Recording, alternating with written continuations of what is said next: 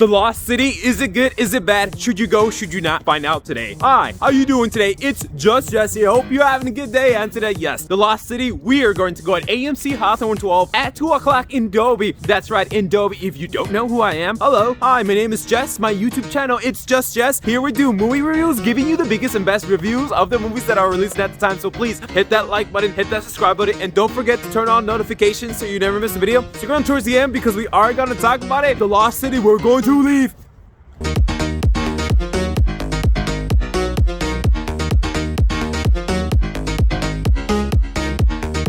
So we got The Lost City. Is this movie worth going in Dolby? Honestly, that really depends on the individual. If you're a fan of the great casting, such as Sandra Bullock, Channing Tatum, Daniel Radcliffe, aka Harry Potter, Brad Pitt, Patty Harrison, Oscar Nunes from The Office, then yeah, the great casting probably helps you if you're trying to go see this in Dolby. If you want a comedic, romantic drama movie, just like Marry Me, even though this movie is definitely better than Marry Me, then yeah, let's go see it in Dolby. Although for the majority public audience, Dolby is probably not the way to go. Even though this movie is awesome because of the great casting, comedic, and drama, a lot of people are not going to want to see this in Dolby because the action sequences, there's only like 2 to 3. They're not very long, and this movie doesn't really entice you to go see this in Dolby. However, if you're like me, if you love romance movies, if you love movies in general, if you want the best premium possible, especially if you're a fan of the great casting, because I've seen these actors and actresses and other movies, it's just that's the best way to go in Dolby. Yeah, it's nice to have all the amenities, and just like me, I love romance movies before YouTube Relationship Therapist. So to me, future career on YouTube, it's kind of my job to go see this in premium formats, and I would want to even before YouTube. So if you're like that, Dolby is definitely the way to go. I love always watching movies in premium formats. That's just me, of course, because I hear movies every single week. So what is Lost City? Lost City is an action adventure romantic drama movie, but more comedic than romantic. If the look of the movie looks similar to you, like the themes or the similarities, is because we also reviewed Jungle Cruise last year starring Emily Blunt and Dwayne The Rock Johnson. However, I do want to just say I do recommend this movie more and better than the other one. Why? Because this movie, especially with the great casting, like you cannot top that. Yes, I get it that Emily Blunt and Dwayne The Rock Johnson are amazing, but Jungle Cruise, to me, I just seeing this, The Lost City, even just seeing the posters of it, knowing that the cast members were there, really wanted me to go to this movie. Like I was compelled this movie better than the other one. And it also helps that this movie takes place in the modern era. Jungle Cruise did not. It was like more like 1900s. And to me, I like anything modern because they have cell phones. I don't know, it's just me, and plus Channing Tatum. I used to be a dancer, so this movie just connected with more. Between Jungle Cruise and this movie, I would definitely recommend this movie, but let's be honest, yes, two different people coming together in a movie with two different backgrounds trying to get the gold or save the world or stop the treasure when there's an evil antagonist trying to stop them. This movie is kind of suffers from the same similar plot as Jungle Cruise from the other movies in general in that type of genre. One of the strongest suits about this movie, it is the cast. Daniel Radcliffe, Channing Tatum, Sandra Bullock. Both Sandra Bullock and Channing Tatum feel like they're both restarting their careers this year because Channing Tatum also did a movie in February called Dog. I did a quick out of the theater reactions, but seeing him play off just like an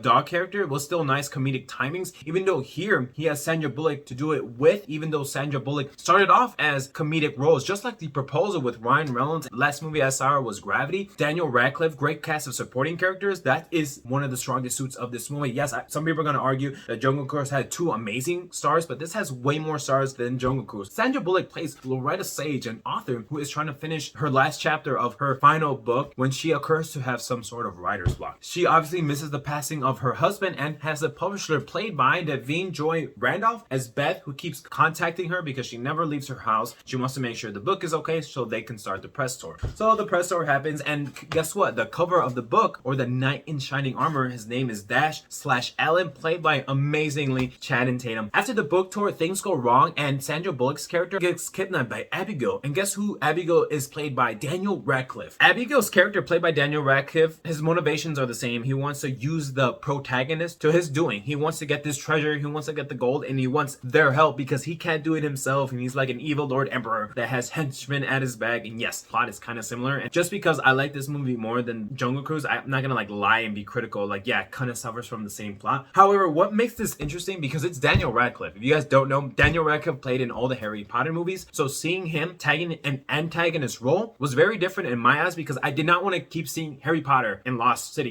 did a number of small indie films and other films that a lot of people did not see. I wanted to see how he would do as a bad guy, and to be honest, he kind of does deliver. I mean, he had the theater laughing at a few times, like the whole theater laughing, so his moments are definitely spot on at times. Plus, his voice is really different, and he did really change from like last time that I saw him. However, Brad Pitt is a welcome addition to this movie. He plays as a trainer, and he's the one who does mostly the stunts or the action sequences, but he's only there for a little bit. He doesn't even have his own poster or marketing material. Like, he's on the front cover of the main poster right now, but he doesn't have his own character poster. And like, that would have been cool if he was snuck in. I mean, I knew that like a day before watching this movie because I don't watch trailers. I'm like, damn, because when you're walking up the stairs to AMC, you see posters everywhere, and I'm like, wow, he's in this movie. I mean, that would have been cool if he would have been a surprise. Basically, now they're in the jungle. They're trying to find this lost treasure when Channing Tatum's character comes to help Loretta try to escape. But however, now this escape is turning into an ambush because both of them want to get out. They want to leave. Like, just things happen. Like, I'm not gonna ruin it to you, but now they have to escape this jungle. So it's not really a rescue, it's more of an escape. However, it is nice to see Dash/Alan, Channing Tatum's character, play a different type of character that I would have thought. Like, he is like the model of this film, like the male role model, you know, the real role model. Like, he doesn't really know. They didn't make him out to be the strong masculinity guy, like agent, CIA, that can tackle like a whole enemy group camp. Like, he's more fragile. You know, he's like a model. Like, I'm not trying to be disrespectful, but it's nice because when you see Channing Tatum, you think, oh, he's badass. He can take out enemies. He can protect Loretta. Think about it. I don't know. The movie is more, remember, it's more comedic than romance. Like, he's definitely not the guy from 21 Jump Street. Like, he has no fighting abilities. Like, it's pretty cool once you see the movie. There are some great character beats in the movie, especially one scene that I want to point out when Channing Tatum's character, when he tells Loretta, it's ironic because you shouldn't judge a book by its cover, especially you should know that because she's an author. Now, I don't want to explain what this scene is all about, but there's some character moments where it's like, aw, yay, bad. Even though it's like romantic drama quality, there's still good stuff in it. The movie really works because it centers on this dynamic relationship between Sandra Bullock's character and Channing Tatum's character. Because yes, even though it's the same plot, both of them coming from two different worlds, trying to be together in order to get out of this jungle or the lost city. Like, we've seen that plot before. It is a nice fresh air because we do have Loretta's and Alan's dynamic to keep the movie going and slow beats and inner jokes. There's some jokes that adults will probably only get because of the words they use and the descriptions, because it does kind of go into the realm of sexual, and little kids are probably not going to pick up on that. Like, I was sitting away from, like, there was like a little kid with his mom, like all the way on the right side, and I laughed at a joke, and I knew other like adult audiences laughed because Sandra Bullock's character was saying something sexual to Channing Tatum's, and I don't think kids caught that, but I knew that because of course, you know, we're adults. So yeah, guys, to wrap it all up, two different people coming together to get out the jungle to escape, but they get stopped by the antagonist that needs them to help them find their treasure, and then he supposedly will let them go. Like, yeah, we've seen the plot, but it's very different because I said it starts in the modern era. The third act doesn't overstay its welcome, and I thought it was gonna be longer, but it wasn't. It's actually shorter than what I thought. This movie is more of like a popcorn fun comedy dramatic movie. I didn't really go into this thinking like the best screenplay, the best acting. Like, I think Sandra Bullock and Channing Tatum knows what kind of movie they're in. I mean, they're mostly trying to be like mostly themselves and goofy, which they both are. Even though some of the supporting characters have marketing material behind them, they're not really getting a lot of screenplay, even though there's probably just out of convenience, like, hey, let's sell the movie. But Patty Harrison, of course, we saw from Together, and Oscar Nunez from The Office. The movie had cliche moments, especially motivations behind the characters and the plot of the story. However, it's nice to see Sandra Bullock, Channing Tatum, and even Daniel Radcliffe tackle in these comedic roles, and Patty Harrison and Oscar Nunez like together. Like, this is a weird casting decision, but it ultimately pays off and it works really well. In the end, I'm gonna give this movie a B-.